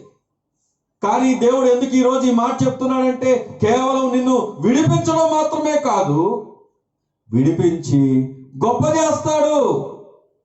ఈ వాక్యాన్ని మనం పరిశీలన చేస్తే ఆయన విడిపించి గొప్ప చేసే జీవితాన్ని ఇవ్వడానికి ఇష్టపడుతున్నాడు. ఎందుకో తెలుసా, మనము నేరస్తులమే. అందుకే పౌలు అంటాడు కదా, పూర్వం నేను దోషకుడను, హింసకుడను. నా స్థితి చూస్తే, నేను నా యొక్క జీవితాన్ని చూస్తే, నా గతాన్ని చూస్తే, నేను ఆయన ముందు నిలవడానికి ఏ మాత్రము కూడా యోగ్యుని కాదు. కానీ అలాంటి నా జీవితాన్ని కృపచేత ప్రభు నన్ను రక్షించాడు. పాపం ఎంత దూరంగా చేశాడంటే ఇంకెన్నడూ కూడా దాన్ని జ్ఞాపకం చేసుకోవట్లేదు ఆయన. దేవుని స్తోత్రం కలుగును గాక. దేవుడు నీకు ఇస్తున్న వాగ్దానం ఏంటో తెలుసా? నిన్ను విడిపించి గొప్ప చేస్తాడు. రండి దేవుని వాక్యాన్ని చూస్తే సమూయేలు గ్రంథం మొదటి సమూయేలు గ్రంథంలో 2వ అధ్యాయము 7వ వచనాన్ని కనుక మనం చూసినట్లయితే, యెహోవా దారిద్ర్యమును ఐశ్వర్యమును కలుగు చేయువాడు, కృంగజేయువాడును లేవనెత్తువాడును ఆయనే. దరిద్రులను అధికారులతో కూర్చుండబెట్టుటకును, మహిమగల సింహాసనమును స్వతంత్రింప చేయుటకును వారిని మంటిలో నుండి ఎత్తువాడు ఆయనే. లేమిగల వారిని పెట్టకుప్ప మీద నుండి లేవనెత్తువాడు ఆయనే. ఈ వాక్యాన్ని పరిశీలన చేస్తే దేవుని వాక్యం చాలా స్పష్టంగా చెప్తున్నమాట. నిన్ను పెంట కుప్పల నుండి, దారిద్ర్యత నుండి విడిపించి లేవనెత్తువాడు ఆయనే. దేవుని స్తోత్రం కలుగును గాక. మన జీవితం దారిద్ర్యంలో ఉన్నటువంటి జీవితం, మన గత జీవితం ఎంతో వేదనకరమైనటువంటి జీవితం. ఒకవేళ నేటి పరిస్థితులు చూసినా నీకు ఎంతో వేదనకరంగా ఉన్నప్పటికీ కూడా నువ్వు ఒక విషయాన్ని అర్థం చేసుకోవాలి. ఇందాక చదువుకున్న మాటలో దేవుని వాక్యం ఆయన సార్వభౌమ అధికారాన్ని చెప్తోంది. యెహోవాయే దారిద్ర్యమును, యెహోవాయే ఐశ్వర్యమును కూడా కలుగచేవాడు. దారిద్ర్యం ఎవరికి కలుగుతుందంటే కేవలం దేవునికి నమ్మకస్తులుగా లేకుండా లోకంలో జీవిస్తున్న వారికి దారిద్ర్యం ఉండొచ్చునేమో, కానీ ఆ దరిద్రతలో కూడా ప్రభు వైపు నువ్వు చూసినప్పుడు, ఆయన అధికారానికి నువ్వు లోబడినప్పుడు, ఆయన మీద నువ్వు ఆధారపడినప్పుడు, ఆయన నువ్వు ప్రేమించినప్పుడు, ఆయన నువ్వు ఎరిగి ఉన్నప్పుడు దేవుడు అంటున్నాడు, దారిద్ర్యం నుండి నిన్ను ఎక్కడ తీసుకోగలుగుతాడు అంటే సింహాసనం మీద. అక్కడ రాయబడి ఉన్న మాట నేను చదువుతున్నాను చూడండి. దరిద్రులను అధికారులతో కూర్చుండబెట్టుటకు, మహిమగల సింహాసమును స్వతంత్రింపజేయుటకును వారిని మంటిలో నుండి ఎత్తువాడు ఆయనే. దేవుని స్తోత్రం కలుగును గాక. ఈరోజు ప్రియమైన సంగమా, ప్రభువుతో నువ్వు నమ్మకంగా ఉంటే, ఒకవేళ నీ ఇంటిలో ఉండగానే, నేను నా ఇంటిలో ఉండగానే, ప్రభు రాకడ ఈ క్షణమాసనమైనా కానీ మనందరికీ దేవుడిస్తున్న వాగ్దానం ఏమిటి అంటే ఆయన సింహాసనం మీద మనం కూర్చుంటాం. దేవుని స్తోత్రం కలుగును గాక. ఇది అందరికీ ఉందా అంటే అందరికీ లేదు, కానీ దేవుడు నీకు ఇచ్చాడు, దేవుడు నాకు ఇచ్చాడు, దేవుడు మనందరికీ ఇచ్చాడు. ఎక్కడి నుండి వచ్చింది భాగ్యం అంటే ప్రభు అయిన యేసు క్రీస్తు వారి ద్వారా దేవుడు మనని సింహాసనం మీద కూర్చుండబెడుతూ ఉన్నాడు. అందుకే దేవుడు మనతో మాట్లాడుతూ ఉన్నాడు, విడిపించి గొప్ప చేస్తాడు. విడిపించడం అంటే ఏదో సహాయం చేస్తే, తాత్కాలికమైన సహాయం చేస్తే ఆ శ్రమ నుండి విడిపించబడతావేమో. నీవు అనుకునేది తాత్కాలికమైనదే కావచ్చేమో, కానీ దేవుడు చేసే గొప్పతనం ఏంటో తెలుసా? అది ఇక్కడితోనే కాదు, అది శాశ్వతమైనది. విడిపించి గొప్ప చేస్తాడు, గొప్ప చేస్తాడు. రండి 6వ మాటను కూడా, 6వ వాగ్దానాన్ని కూడా చూద్దాం. చూడండి 6వ వాగ్దానం అక్కడే చదువుకుంటే కీర్తన గ్రంథం మనం పరిశీలన చేస్తున్నాం. 91వ కీర్తన 16వ వచనాన్ని కనుక మనం చదువుకుంటే, దీర్ఘాయువు చేత అతన్ని తృప్తిపరచెదను, నా రక్షణ అతనికి చూపించెదను. దేవుని వాక్యం చెప్తుంది 6వ వాగ్దానాన్ని దేవుడు నీకు ఇస్తున్నాడు. అదేంటంటే దీర్ఘాయువు చేత నిన్ను తృప్తిపరుస్తాడు. దీర్ఘాయువు చేత నిన్ను తృప్తిపరుస్తాడు. దీర్ఘాయువును చాలా మంది ఇలా తప్పుగా అర్థం చేసుకుంటున్నారు. దీర్ఘాయువు అంటే ఇక భూమి మీద ఎప్పుడు చనిపోరనా? కాదు. దీర్ఘాయువు అంటే ఇంకెప్పుడు మనం వృద్ధులమైపోయి కూడా బ్రతుకుతా ఉంటామన్నా? కాదు. ఇక్కడ ఏ విధంగా భక్తుడు అంటున్నాడు, ఏ విధంగా మాట్లాడుతున్నాడు, ఏ విధంగా అనుభవాల నుంచి దేవుణ్ణి స్తుతిస్తున్నాడు అంటే ఇక్కడ చాలా స్పష్టంగా చెప్తున్నాడు, దీర్ఘాయువు చేత తృప్తిపరుస్తాడు. ఈ మాటను మనం ఆలోచన చేస్తే నిజంగా దీర్ఘాయువు ఎందరో భక్తులను మనం చూస్తే చాలా తక్కువ సమయంలో లేదా తక్కువ వయసులో చనిపోయిన ఎందరో భక్తులు మనకు కనబడతారు. అంటే దీర్ఘాయువుని వెనక నువ్వు ఒకవేళ చాలా వృద్ధాప్యం వరకు బ్రతుకుతామని అనుకుంటే దాని గురించి మనం ఆలోచన చేస్తే భక్తులు మనం ఆలోచన చేస్తే నేను కొంతమంది పేర్లు చెప్తాను. రాబర్ట్ ముర్రే మిక్షన్, ఈయన 29 సంవత్సరాలే బ్రతికింది. అలాగే ఎంతో ఉజ్జీవాన్ని తీసుకొచ్చినటువంటి గొప్ప మిషనరీ డేవిడ్ బ్రెయిన్ హార్ట్ 29 సంవత్సరాలు ఆయన బ్రతికింది. సేవ చేయలేదా? కదిలించారు, వాళ్ళు దేశాలను కదిలించారు. కానీ వారు బ్రతికింది ఎంతకాలం అంటే తక్కువ సమయమే. అంటే ఎందుకు దేవుడు ఈ మాట చెప్తున్నాడంటే, బిల్లీ గ్రాహం గారు ఒక చక్కని మాట చెప్పారు. మరణం గురించి ఆయన అడిగినప్పుడు ఆయన చెప్పిన మాట ఏంటంటే, కేవలము నా స్థానం, నా పొజిషన్ మారుతుందంతే. నేను కనులు తెరవగానే నేను ఉండేది ఎక్కడో తెలుసా? ప్రభు దగ్గర. ఈ మధ్య రీసెంట్గా గొప్ప దైవజనుడు రవి జకరయాస్ అన్న గొప్ప దైవజనుడు, మరి ఆయన క్యాన్సర్ వ్యాధితో చనిపోయారు. అయితే ఆయన ఒకసారి ఆయనకి చివరి ప్రసంగంలో, చివరి మాటల్లో ఒకసారి ఆయన అడిగారు. ఏమని అడిగారంటే, అయ్యా మరణం గురించి మీరేమనుకుంటున్నారంటే ఆయన చక్కని మాట చెప్పారు. అవును, ఒకవేళ చనిపోయిన తర్వాత ప్రభు దగ్గర నిలబడతారు మీరు. ప్రభు దగ్గర నిలబడినప్పుడు మొట్టమొదటిగా దేవునితో ఏం మాట్లాడతారు మీరు అని అడిగినప్పుడు ఆయన చెప్పిన మాట ఏంటో తెలుసా? ప్రభు దగ్గర నిలబడినప్పుడు నేనేం మాట్లాడను, ప్రభు ఏం మాట్లాడుతూ ఉంటాడో వింటా ఉంటానన్నాడు. దేవుని స్తోత్రం కలుగును గాక. చూడండి, భక్తులు వారు ఎందుకు ఈ మాట చెప్తున్నారంటే, అందుకే పౌలు అన్నాడు, బ్రతుకుట క్రీస్తు, చావైతే లాభం. ఇక్కడ దీర్ఘాయువు అన్న మాటను మనం ఆలోచన చేస్తే దాని అర్థం, దీర్ఘాయువు అనగా మనం దేవునితో ఉండే ఆ సంతోషకరమైనటువంటి దినములు, దేవునితో యుగ యుగాలు ఉండేటువంటి ఆ యొక్క సంతోషాన్ని సూచిస్తోంది. ఈరోజు ప్రియమైన సంగమా, భూమి మీద ఏదో సాధించేయాలి, భూమి మీద ఏదో సంపాదించుకోవాలి, భూమి కొరకే ఏదో లోకంలో ఏదో సంపాదించుకోవాలని లోకము కొరకే ప్రయాసపడుతున్నాం. కానీ భక్తుడు ఏమంటున్నాడో తెలుసా? చూడండి, కీర్తనల గ్రంథం 17వ కీర్తనలో ఒక మాట, చక్కని మాట ఉంది. 17వ కీర్తన 15వ వచనంలో ఈ వాక్యం మనకు అర్థం అవ్వాలంటే, ఇప్పుడు చదువుకున్నటువంటి దీర్ఘాయువుతో తృప్తి చెందుతాం అన్న మాటకి అర్థం కావాలి అంటే ఈ కీర్తన చదువుదాం. చూడండి, నేనైతే నీతి గలవాడనై నీ ముఖ దర్శనము చేసేదను. నేనైతే నీతి గలవాడనై నీ ముఖ దర్శనము చేసేదను. నేను మేల్కొనినప్పుడు నీ స్వరూప దర్శనముతో నా ఆశను తీర్చుకొందును. నీ స్వరూప దర్శనముతో నా ఆశను తీర్చుకొందును. దేవుని స్తోత్రం కలుగును గాక. భక్తుడు ఎంత చక్కని మాట అంటున్నాడంటే, నేనైతే ఒకవేళ మరణించిన నీతి గలవాడనే నీ ముఖ దర్శనం చేస్తా, నిన్ను చూస్తాను ప్రభువా. నిన్ను చూసినప్పుడు, నేను మేలుకున్నప్పుడు నీ స్వరూప దర్శనం చూడడం ద్వారా నా ఆశ తీర్చుకుంటాను. ఎందుకంటే ఈ భూమి మీద, ఆ భక్తుడు అంటున్న మాట, ఈ భూమి మీద దేన్ని బట్టి నా ఆశ తీరలేదు. ఇంగ్లీష్లో ఇదే మాట, ఇదే వచనాన్ని చూసినప్పుడు సాటిస్ఫైడ్ అని ఉంటుంది. సాటిస్ఫై అంటే తృప్తి. ఎక్కడుంది తృప్తి? ఈ భూమి మీద దేనిలో కూడా లేదు. ఇప్పుడు ఏదైనా కొనాలన్నా, కూరగాయలు తెచ్చుకోవాలన్నా, ఎక్కడికైనా వెళ్ళాలన్నా, ఏం తేవాలన్నా ప్రతిదీ మనం శానిటైజర్ వాడడమో, లేకపోతే కడుక్కోవడమో, శుభ్రం చేయడమో. ఎందుకంటే భయం వేస్తుంది ఏదైనా వాడాలంటే. ఎందుకో తెలుసా? ఈ భూమి మీద ఉన్నవన్నీ శపించబడినవే. కానీ దేవుడు ఏమంటున్నాడు తెలుసా? ఆయన బిడ్డలు, ఆయన సొత్తు, ఆయన మీద ఆధారపడిన వారు, ఆయనను ఎరిగిన వారు, ఆయన ప్రేమించే వారికి దేవుడిచ్చిన ఎంత గొప్ప భాగ్యం. అదేంటో తెలుసా?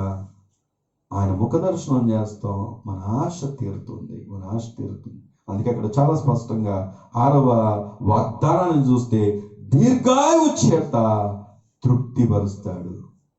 మనకి ఇంకా మరణం ఉంటుందా అంటే, ఈ భూమి మీద శరీరంకి మరణం ఉంది, కానీ ఆత్మకి ఏమి లేదంటే మరణము లేదు. ఆ 2వ మరణము మనకు లేదు. దేవునితో యుగ యుగాల సంతోషాన్ని, ఆయనతో ఆధిక్యతను, ఆయన సింహాసనం మీద ఇగో ఆయనతో పాటు ఏలుబడి చేసే గొప్ప ఘనతను, ఐశ్వర్యాన్ని దేవుడు ప్రభువైన యేసు క్రీస్తు వారి ద్వారా మనకు అనుగ్రహిస్తూ ఉన్నాడు. అందుకే భక్తులు అంటున్నాడు, నేనైతే ఆయన ముఖ దర్శనము చేస్తా. ఈరోజు భయం చెందాల్సింది, భయాందోళన చెందాల్సింది లోక పరిస్థితులు కాదు, కానీ నువ్వు రక్షణ పొందావా, ప్రభువు తెలుసుకున్నావా, రక్షించబడిన నీవు ప్రభు కొరకు నమ్మకంగా జీవిస్తున్నావా?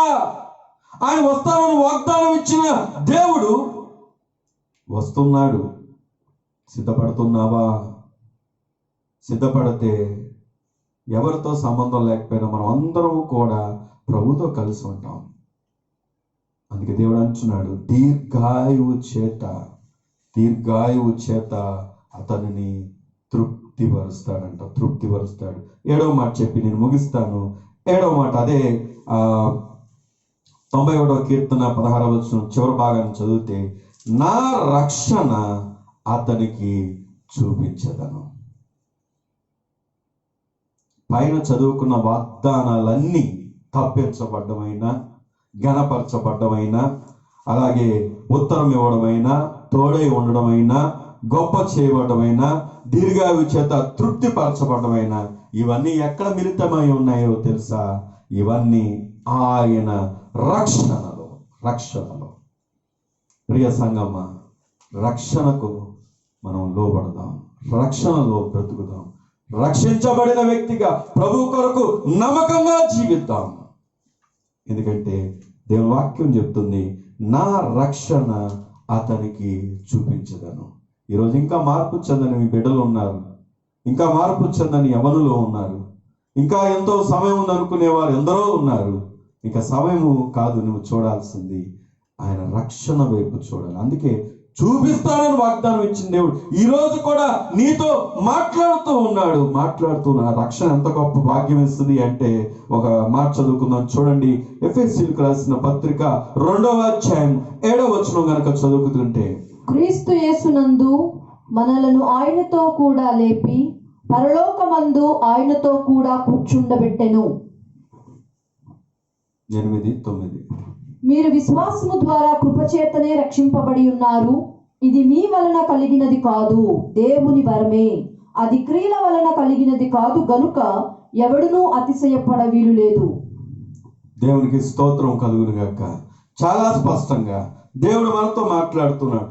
ఆయన రక్షణ ఏం చేస్తుందంటే, ఆయనతో పాటు మనలను లేపి, మనం నమ్ముకున్న దేవుడు ఆయన మరణించిన దేవుడు కాదు, మరణం నుండి లేచిన దేవుడు ఆయన. అంత మాత్రమేనా, పరలోకంలో ఆయనతో కూడా కూర్చుండగడతాడంట. ఎంత గొప్ప భాగ్యం! ఎవరికి ఉంది భాగ్యము అంటే, ఎవరైతే ఈ స్పెషల్ గ్రేస్ అనగా ఎన్నిక చేయబడినటువంటి కృపలోకి వస్తారో, ఎవరైతే ఆయన మీద ఆధారపడతారో, ఎవరైతే ఆయన్ని ప్రేమిస్తారో, ఎవరైతే ఆయన నామమును ఎరిగి ఉంటారో, దేవుడు ఎంత గొప్ప భాగ్యం ఇస్తున్నాడు. ఆయనతో పాటు కూర్చుండబెడతాడంట. ఈ భూమి మీద కూర్చునే స్థితి ఉందా? ఈ భూమి మీద నెమ్మది కలిగిన స్థితి ఉందా? ఈ భూమి మీద మనకున్న వాటిని బట్టి సంతోషించే స్థితి ఉందా? లేదు. నిరీక్షణ ఉందా అంటే లేదు. కానీ మనకున్న నిరీక్షణ, ఏకైక నిరీక్షణ, దేవుని వాక్యం చెప్తుంది, మనం చదువుకున్న మాటలో, మీరు విశ్వాసము ద్వారానే కృపచేతనే రక్షించబడి ఉన్నారు. ఇది మీ వలన కలిగినది కాదు, దేవుని వరమే. ఆయన మనకు వరం ఇచ్చాడు. ఆ వరం నిన్ను వెతుకుతూ ఉంది. ఆయన అంటున్నాడు, కాబట్టి ఎవ్వరు కూడా అతిశయపడడానికి వీలు లేదు అంటున్నాడు. అంటే ఎందుకు అంటే, మన నీతి బట్టి అయితే ప్రభువును సంతోషపడలేం. ఓ మాట చూద్దాం చూడండి. మొదటి యోహాను పత్రిక 4వ అధ్యాయం 10వ వచనం గనక చూస్తే, మనము దేవుని ప్రేమించితమని కాదు, తానే మనలను ప్రేమించి మన పాపములకు ప్రాయశ్చిత్తమై ఉండుటకు తన కుమారుని పంపెను. ఇందులో ప్రేమయున్నది. దేవునికి స్తోత్రం కలుగును గాక. మనమైతే ప్రభువును ప్రేమించలేం, కానీ మనను వెతికి, మనని ప్రేమించి, మన ముందుగా ఎన్నిక చేసి, ఈ దినము ఒక సంఘములో, ఒక సేవకుడి కుటుంబములో, మనందరము ఒక కుటుంబముగా, లేకపోతే ఒక బంధము కలిగిన వారంగా ఉన్నామంటే ఆయన మనల్ని ప్రేమించాడు కాబట్టి. ఈ రోజు కూడా వాక్యం నీతో మాట్లాడుతూ ఉందంటే ఆయన ప్రేమించాడు కాబట్టి. ఈ రోజు కూడా నిన్ను పురికొల్పుతుంది, ప్రోత్సహిస్తుందంటే ఆయన ప్రేమించాడు కాబట్టి. ఈ రోజు కూడా నిన్ను తప్పిస్తున్నాడు అంటే ఆయన నిన్ను ప్రేమిస్తున్నాడు కనుక. ఈ రోజు కూడా నిన్ను గాయపరచడానికి ఇష్టపడుతున్నాడంటే ఆయన నిన్ను ప్రేమిస్తున్నాడు కాబట్టి. ప్రియ సంగమా, దిగులు కాదు మనం పడాల్సింది, వేదన కాదు మనం చూడాల్సింది, శ్రమల వైపు కాదు చూడాల్సింది. శ్రమ ఉన్నా నాకు తోడే ఉన్న దేవుడు ఉన్నాడని ధైర్యము చెందడానికి ప్రభు మనతో మాట్లాడుతూ ఉన్నాడు. ఈరోజు ఆయన రక్షణ, అతి ప్రాముఖ్యంగా ఆయన రక్షణ నీకు నాకు చూపించాడు దేవుడు. ఆయన రక్షణ వైపు చూద్దామా? ఆయనలో నమ్మకంగా నడుద్దామా? ఆయన మీద ఆధారపడదామా? ఆయన ఉంటే అన్నీ ఉన్నట్టే, అన్నీ ఉన్నట్టే. అందుకే రోమాపత్రిక 10వ అధ్యాయంలో 11వ వచనంలో ఆయన చక్కగా మాట్లాడుతున్న మాట, ఎందుకనగా ప్రభు నామమును బట్టి ప్రార్థన చేయువాడెవడో వాడు రక్షింపబడును. ప్రభు నామమును బట్టి ప్రార్థన చేయవాడెవడో వాడు రక్షించబడు. ఇన్ని సంగతులు నీకు ఎందుకు చెప్పాడంటే ఈ రోజైనా ఆయన వైపు చూస్తావని, ఆయన మీద ఆధారపడతావని.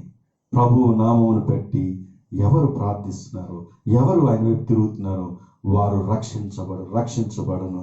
అందుకే 1 కొరింథీ పత్రిక 3వ అధ్యాయం 11వ వచనంలో కూడా ఓ చక్కని మాట ఉంది, వేయబడినది తప్ప మరొక పునాది ఎవడును వేయనేరడు. ఈ పునాది యేసుక్రీస్తే. ఈ పునాది యేసుక్రీస్తే. యేసుక్రీస్తే. ప్రభువు ఉన్నాడా, నీ పునాది వేయబడింది. ప్రభువు ఉన్నాడా, నీ జీవితంలో నువ్వు స్థిరపరచబడ్డావు. ప్రభువు ఉన్నాడా, నువ్వు తప్పించబడుతున్నావు. ప్రభువు ఉన్నాడా, నువ్వు గొప్ప చేయబడుతున్నావు. ప్రభువు ఉన్నాడా, నీకు దీర్ఘాయువు చేత దీవిస్తున్నాడు. ప్రభువు ఉన్నాడా, నీ జీవితంలో నీకు ఉత్తరం ఇస్తూ ఉన్నాడు. ప్రభువు ఉన్నాడా, నీ జీవితంలో ఆయన రక్షణ నీకు చూపిస్తూ ఉన్నాడు. ప్రియ సంగమా, ప్రియ సహోదరుడా, ప్రియ సహోదరి, దేవుడు నిన్ను ప్రేమిస్తున్నాడు. అందుకే ఈ దినం కూడా ఆయన ప్రత్యక్షపరచుకుంటున్నాడు. రండి మనం అందరం కలిసి ప్రార్థనలో ఏకీభవిద్దాం, ప్రభు వైపు చూద్దాం. భయపడాల్సిన అవసరం లేదు. 91వ కీర్తన ప్రారంభంలోనే ఆయన చెప్పాడు, మహోన్నతుని చాటున నివసించువాడే సర్వశక్తుని నీడను విశ్రమించువాడు. మహోన్నతుడు మన ప్రభు అయిన యేసుక్రీస్తు ఆయన చాటున నివసిస్తే, ఆయన నీడలో విశ్రమిస్తే, ఆ సర్వశక్తుడైన దేవుడు ఈ దినము నీ జీవితంలో, మనందరి జీవితంలో ఆయన చెప్పిన వాగ్దానాలన్నీ నెరవేరుస్తూ ఉన్నాడు. రండి ప్రార్థన చేద్దాం, అందరం ప్రార్థన చేద్దాం. మాతో కూడా మీరు మీ గృహాల్లో ప్రార్థనలో ఏకీభవించండి. ప్రభు వైపు చూద్దాం. పరిస్థితుల కంటే మించిన దేవుడు మన దేవుడు. సమస్తాన్ని జయించిన దేవుడు మన దేవుడు. సమస్తమునకు ఆధారభూతుడు మన దేవుడు. ఆ దేవుడి వైపు చూద్దాం. ఒప్పుకోవాల్సింది ఒప్పుకుందాం, విడిచిపెట్టాల్సింది విడిచిపెడదాం. ఇంకా ఎక్కడ బలహీనులుగా ఉన్నామో ప్రభు శక్తి మీద ఆధారపడదాం. పౌలు తన యొక్క బలహీనతలో ఆయన ఒకే మాటను పలుకుతూ ఉండేవాడు, ఆయన కృప నాకు చాలు. ఈరోజు ఆ కృప నిన్ను వెతుకుతుంది, నీతో మాట్లాడింది. నేను ఆ యొక్క ఎన్నిక చేయబడినటువంటి ఆ కృపగా నీ వద్దకు ఆయన రావడానికి ఇష్టపడ్డాడు. నేను ఎన్నిక చేసుకోవడానికి, నేను ఏర్పరచుకోవడానికి, నిన్ను తన ప్రజగా, తన జనాంగముగా, తన పిల్లలుగా, తన బాంధవ్యంలో యుగాలు కూడా సంతోషించి తృప్తితో దీర్ఘాయువు కలిగిన వ్యక్తిగా ఉండడానికి ప్రభు ఇష్టపడ్డాడు. కనుకే ఈ దినము కూడా నీతో మాట్లాడాడు. నీ రెస్పాన్స్ ప్రభు వైపు చూడు. మహాపరిశుద్ధుడైన దేవా, దయగలిగిన తండ్రి, గొప్ప దేవుడా, మీ గణనామాన్ని స్తుతిస్తున్నాం. మేం బలహీనలమని, మా బలహీనతను ఎరిగిన దేవుడవై మాతో మాట్లాడుతూ ఉన్నారు ప్రభువా. ఈ అంత్య దినాల్లో అపాయకరమైన పరిస్థితుల్లో కూడా, భయాందోళన చెందుతున్నటువంటి లోక స్థితిలో కూడా, ఎక్కడ చూసినా ఎన్నో ప్రతికూలతల పరిస్థితుల్లో కూడా నేను నీకు తోడై ఉన్నానని వాగ్దానం ఇచ్చారు. నీ వాగ్దానాలన్నింటినీ మా ముందుకు తీసుకొచ్చారు. ఎంత గొప్ప దేవుడు నాయన.